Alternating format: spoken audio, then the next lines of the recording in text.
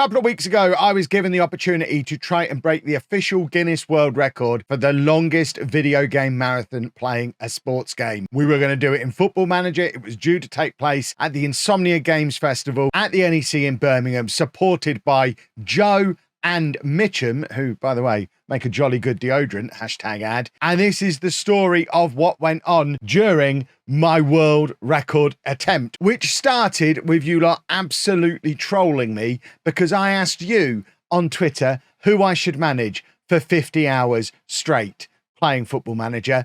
We had to do it because it was an official world record attempt. We had to do it on a vanilla version of the database with no mods, no updated stuff, no face packs or graphics or anything like that. So I thought it would be quite fun to do it with a team who had lost their key player this summer just gone, so we can do a little bit of a rebuild. So I gave you the choice of Spurs, but we have to sell Harry Kane, West Ham, but we have to sell Declan Rice, Brighton, or we have to sell Caicedo, or Dortmund, and we have to sell Bellingham. And of course, based on my previous actions, you were always all going to vote for Spurs. That's exactly what happened. So I sat myself down, faced with the prospect of having to manage Spurs for 50 hours, and not only that, try and find a way to win something with them as well. There are rules on how quickly I have to continue. Basically, I can't be idle in the game for more than 30 seconds. Although, for example, use this screen as an example. I can read this screen and not have to click continue within 30 seconds. So just confirming I am Tottenham's new manager. Eyebrows have been raised, apparently. I love the fact that I'm now only 39 again. I'm 41 in real life. I've replaced Antonio Conte on big money. I like that very much. The media did sit right. So we're going back to the beginning of last season. Did the media really think Spurs were going to finish third? So, of course, once the save got up and running, first order of business was trying to sell Harry Kane. So we offered him out for transfer and we only got one offer. It was far lower than I thought he was worth. So we decided to turn that offer down. Paris Saint-Germain are in. Never fear, everybody. There's a Paris Saint-Germain offer. We're going to win the Champions League. Now, what do we think? We want 100 million. If this is like 40 million, I'm just going home. Goodness. 57 million non-negotiable. That feels low. That feels, we're rejecting that. The rule was we have to sell him this window, not I have to sell him for the first offer, which was problematic because we never really got another offer that came anywhere near it for most of the rest of the window. We also realised quite early on that Spurs were already in over £1 billion worth of debt. So I figured I can't really make that situation any worse. So I may as well just go with it, spend as much as I possibly can while I still can. So looking at the squad and realising the midfield was just a bunch of big meaty thugs and had no creativity in it, I figured I'd do what Spurs did in real life and go and get James Maddison, although it wasn't quite as easy as Spurs had it in real life. I think in real life they spent about 40 million on him. I had to spend 95 million pounds to pry him away from Leicester, but we did bring in James Maddison whilst all the while trying to get rid of Harry Kane and nobody wanting him and me upsetting him more and more and upsetting the other players around him more and more, as obviously him as a team leader was getting a lot of support from his teammates. And yeah, we had a whole dynamics situation going on with this Harry Kane thing, and the offers that were coming in were just lower and lower and lower. But that wasn't going to stop me replacing him. So we went out and got one of my old buddies, Tammy Abraham, £70 million. He was our Harry Kane replacement, and I'm sure you'll all agree, massive upgrade.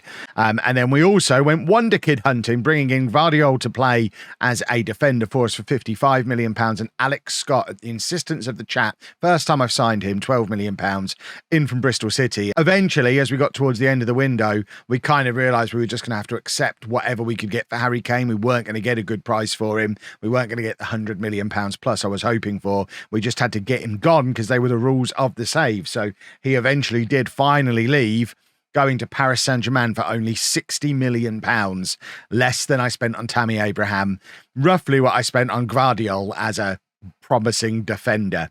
Not ideal for the greatest player in the history of the football club. We then got the season underway and immediately realised just how bad Hugo Lloris is. So went out and panic signed Dominic Livakovic for £8.5 million just to put an end to the Lloris suffering. And also, as well as trying to get rid of Harry Kane, we started clearing out a lot of the other fringe trash that was knocking around at Spurs at the start of this season. So Tanganga, Moura, Sanchez, Højbjerg, all left before deadline day for a combined roughly £60 million. We also sent Ben Davies to Paris Saint-Germain on loan to join up with Harry Kane, and Emerson Royal went on loan to Manchester City and actually played football for them. But getting rid of those guys left us with a little bit more money to spend when it came to deadline day, so we brought in, with the remainder of the budget, Alexis Salamakers from Milan on loan with a mandatory future fee, and Ricardo Horta came in for £26 million, and a 17-year-old Evan Ferguson joined on loan from Brighton with an optional future fee and absolutely no expectations. I'd never signed him before, couldn't imagine we were going to get much joy out of a 17-year-old striker. The start of the season was a bit hit and miss. We beat Chelsea 4-2 but lost 3-2 to Arsenal, and then beat Newcastle 4-3. It was a weird one, and it was very clear we liked goals at both ends of the pitch. We got a tough Champions League group as well, with both Milan and Benfica in there, and we ended up losing home and away to Benfica and only drawing the 2 Milan games, so finished third in our Champions League group and headed back to Thursday nights where we belong. But by the time we got to the World Cup break, Evan Ferguson had started doing his thing. He'd scored 4 goals, all kicking off in front of me. James Maddison is in. Was that just an excellent save? Ferguson again! Oh, I need £56 million from somebody. That man is a machine. And with his loan expiring in January, we needed to find a way to pay for him permanently if we weren't going to lose him and risk him becoming a superstar with Brighton. We did manage to sell Hugo Lloris to Saudi Arabia outside of the transfer window, which generated some wage budget, and then pre-arranged to sell Eric Dyer to Newcastle for £29 million. So we're just about ready to afford Ferguson when the board gave me an extra £50 million to spend anyway. Oh!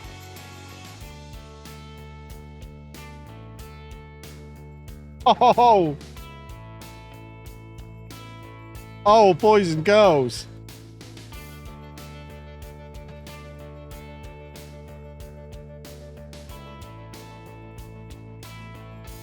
What was it, 56 million we had it agreed at?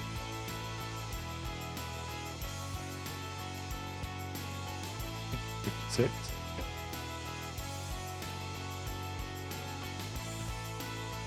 They just gave me a World Cup gift of Evan Ferguson. So we paid the pre-arranged £56 million fee for Ferguson, and also brought in Josip Sotalo from Dynamo, who we'd remembered he existed when we played them in the Champions League, to replace Eric Dyer, a definite upgrade. I'm sure you'll agree. Once the January window actually opened, we also sold Ryan Sessegnon to Everton for £12.5 million, and somehow had enough money in the kitty to replace him with Ferdi Kadioglu for £20 million as our Turkish James Milner. We recalled Ben Davies from Paris Saint-Germain to fill the left-back vacancy created by Sessegnon, and dropped our final £22.5 million on Stefan de Vrij from Inter, so I can enjoy saying his name wrong while sleep deprived, and apparently still now as well. I know that's not how you say his name. I can't do it the good way. We finished off January with one of my favourites, Ryan Gravenberch, coming in on loan from Bayern Munich with an optional future fee, which we then activated the moment the January window closed, and we were able to access next season's transfer budgets. Although January was a bit wobbly while all this was going on, once the new look squad was complete, we went on a 2-month winning run in all competitions,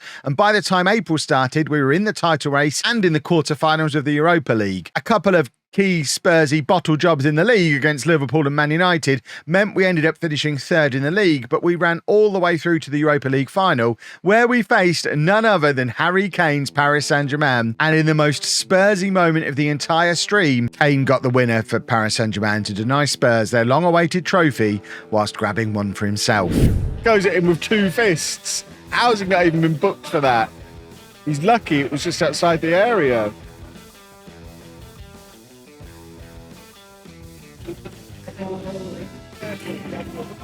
The one man whose name hasn't even been mentioned yet.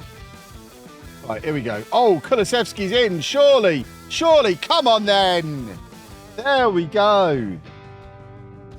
Game on. Oh, goodness me. Goodness me. It's closer than I expected. I expected them to ruin us. It's pretty end-to-end stuff. Oh, here he is then. Doesn't celebrate, which I guess is fair enough. 37 goals he scored for them this season. We've come this close. This close. But no trophy in our first year. And Spurs fans now have to watch Harry Kane lifting a European trophy. Oh my word.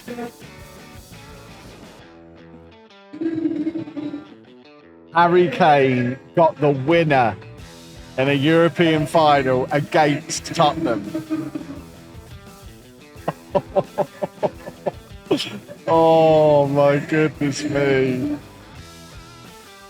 It's glorious. I shouldn't be enjoying it as much as I am, but that's a bit special. What a scenario generated there.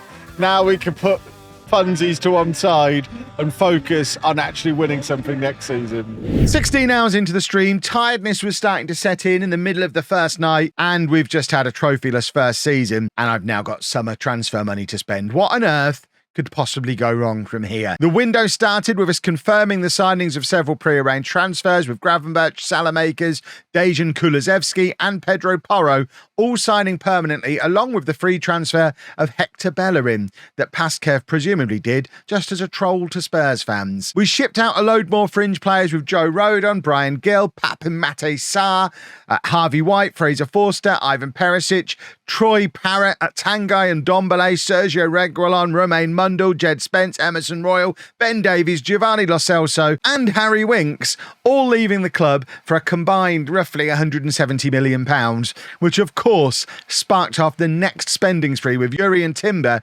becoming our new record signing for £98 million, breaking the James Maddison fee from the summer before. We also signed James Ward-Prowse for £43 million, Mohamed Kudus for £58 million, and a Dominic Calvert-Lewin that we absolutely didn't need joined us from Everton for £43 million. We finished things off signing Ivan Fresneda for £5 million, but immediately loaning him back to Valladolid for the season. And based on how tired I was, you can imagine how surprised I was when he turned up for pre-season training the season later, roughly 15 more hours into the stream. Oh God, I forgot about him. We really can let Bellerin go. We've literally got his replacement already here. I forgot we signed him. With so many signings to settle into a team, it took us a while to get going in the second season, starting the season with 4 consecutive draws that all involved very late goals, including a 3-3 draw against Leicester when we were 3-0 up with 20 minutes to go. Are we actually throwing 3 points away again here? Because I might just give up if we do that. Don't think I can cope. I feel powerless to stop it happening. We actually are. We were 3-0 up with 10 minutes to go. Right, we'd like a penalty save, please, to keep our 3 points. Look at that. Last kick of the game. Livakovic. Show me why you should be our starter week in, week out. We also lost to Arsenal.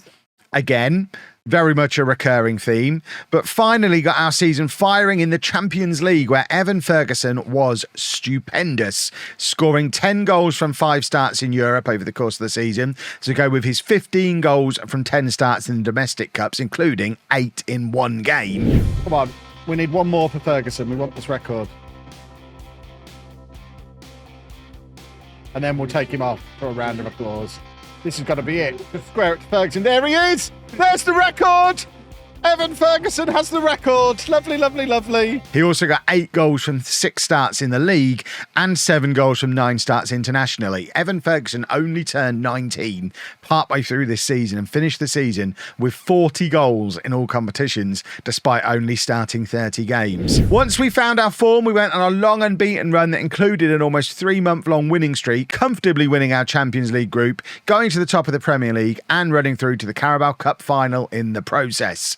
With the club now playing this well and me reaching the halfway point of my 50+ hour stream, we didn't do much business in the January window of Season 2, with the only significant moves being Richarlison joining Manchester United on loan with an option to buy, and us spending £61 million on Fikayo Tomori to finish our defence, plus the signing of a 17-year-old Dennis Simon to be our third choice goalkeeper on loan with an option to buy, which, just like with Gravenberch the previous year, we used as soon as the window closed to make him a permanent signing for the following summer. Our good form continued in the second half of the season, and much to my protests, we ended up winning the Carabao Cup and finally getting Spurs a trophy, albeit a pathetic and pointless one. I quite like the narrative of set the world record for playing Football Manager as Spurs, got them to a European final, watched Harry Kane lift the trophy, 1-0. Catchy t-shirt, I'm sure you'll agree. We didn't win anything last year, no.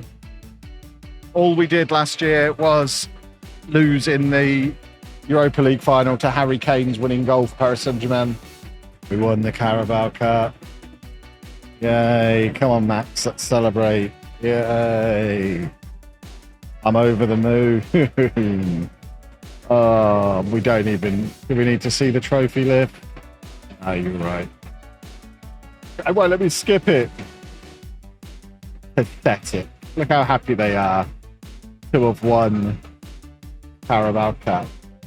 Absolutely pathetic.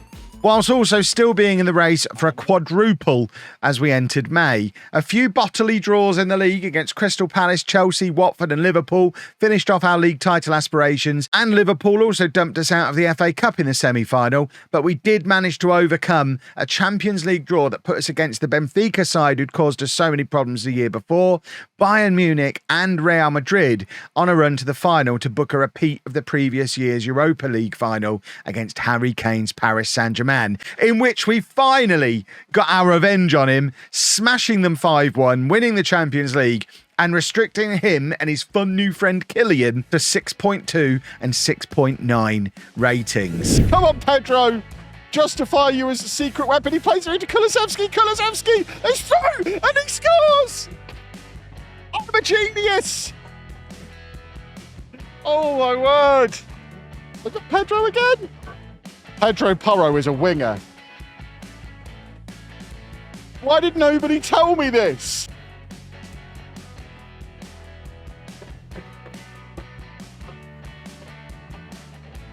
That guy. I know that guy. I remember him.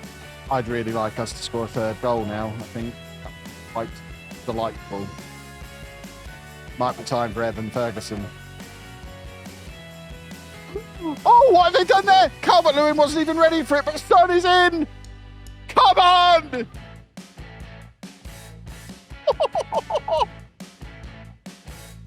Oh my word! Pedro Peeping Porro is a winger! It's always been a winger! Man of the match performance for Pedro Porro, who's playing at right wing by mistake. Assume I just hit it. Pedro Porro, the great Spurs' real number 10. And no, it's Evan Ferguson. It's the successor.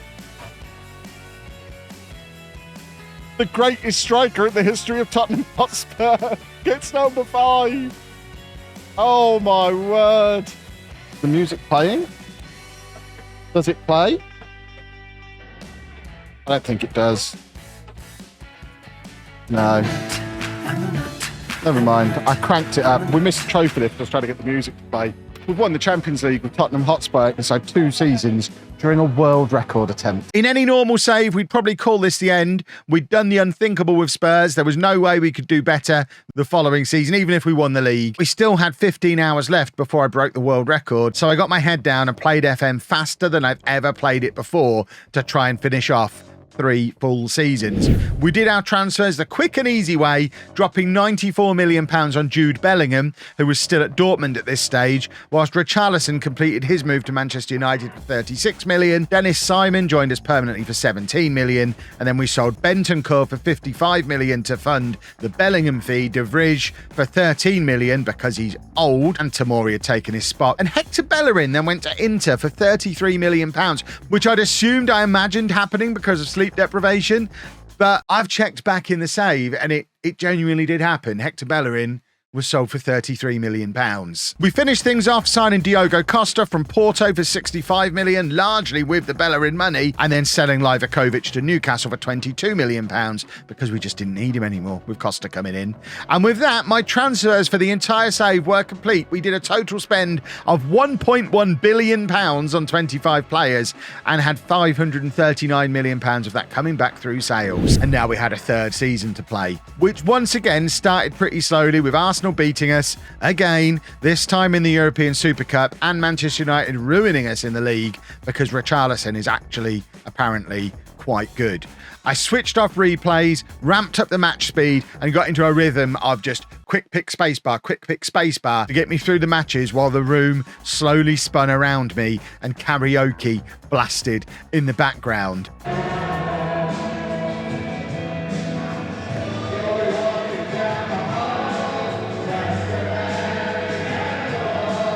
Where were you while we were getting high?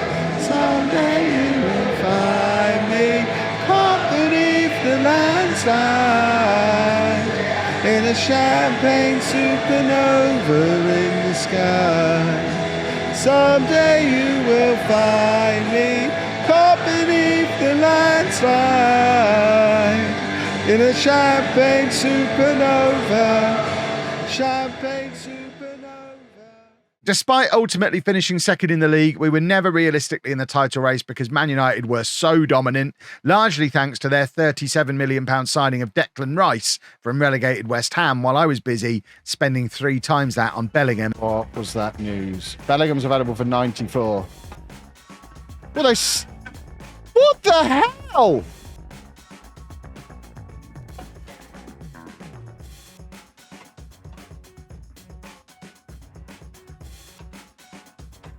They get relegated, yes. Liverpool had our number once again, knocking us out of the Carabao Cup in the semi-final, and we didn't quite have enough to make it past Manchester City in the Champions League semi-final, which meant our only chance to end the stream of a win was the FA Cup final against Chelsea, which kicked off less than 10 minutes before I was due to break the world record. Come on then.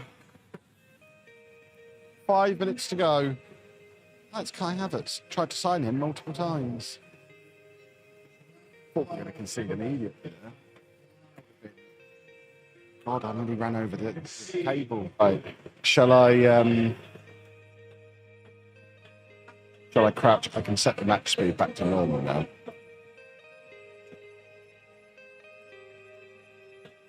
That wasn't ideal, was it?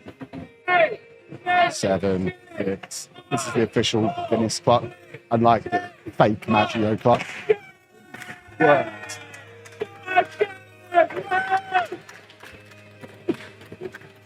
Well, that's gone everywhere. It's gone in my beverage. Did we score a goal? I missed the goal! Goodness me! I'm still trying to win the FA Cup here. Priorities, we're going to win the FA Cup. Absolutely absurd. Can I take a penalty?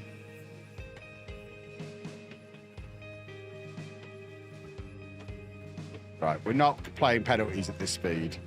That's insane. It's so slow. Oh, there we go! Straight away! Come on then.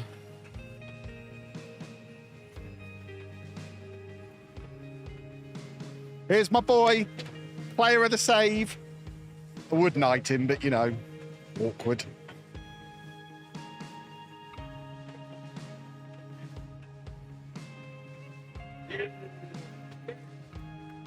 On. Oh yeah, if James Ward-Prowse misses his penalty and we lose, you won.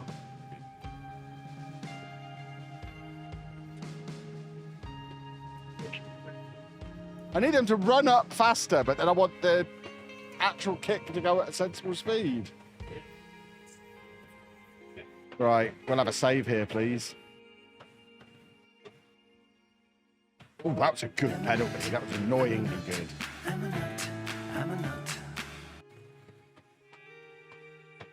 Ooh, I was up then. I was on my way up.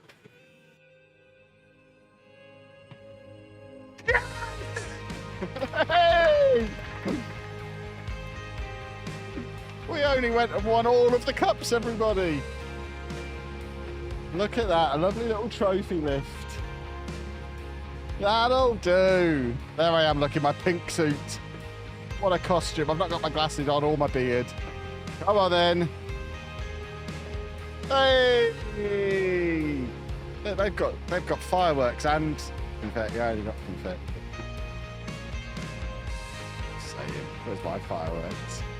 Well, there we go, folks. We only went and did it. And that was that. The stream was over. The record was broken. I I still don't know what's more impressive, playing the game I love for more than 50 hours in one go, or winning the Champions League with Spurs. But we ultimately got the last laugh on Harry Kane, and that's what it was all about, really. And as soon as we were done, I headed back to the hotel and passed out. And the next day, they gave me this, which is pretty cool. And with that, boys and girls, I hope you enjoyed my whistle-stop tour through our 50-hour, 3-season stream with Spurs to break the official Guinness World Record. Massive thanks to everyone who watched the stream live and kept me going during the middle of the night. Big thanks, of course, to Joe for arranging it all, to Mitchum for sponsoring it, to Insomnia for hosting it, to Guinness for doing all of the adjudication and providing me with this lovely certificate, and to everyone else who was involved. Big shout out thanks has to go to Nerdphonic, who did all of the audio stuff to allow us to actually be able to stream from the show floor at Insomnia without it sounding awful. We did a couple of examples, which I'm sure editor Chris will drop in now, of what the stream sounded like when I turned Matt's filter off. Cool hearing about the noise cancellation. I mean, I can give you a little plus to that. It's very loud in here though.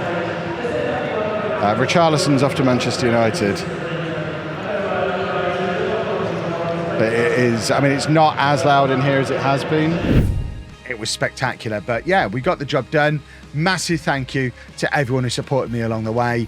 And as you can hear, I'm recording this just a day or two after. My voice still hasn't recovered. I'm still sleep deprived, so I think I'm going back to bed. Thanks for watching, folks. Toodle pip.